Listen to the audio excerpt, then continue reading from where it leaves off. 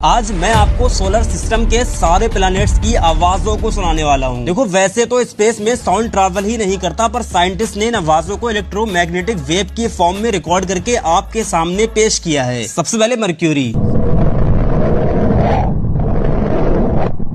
Venus, Mars, Jupiter, Saturn, Uranus, Neptune.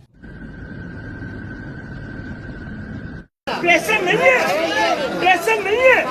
चुरा लो। आपको कौन सी आवाज सबसे खतरनाक लगी कमेंट्स में जरूर बताना।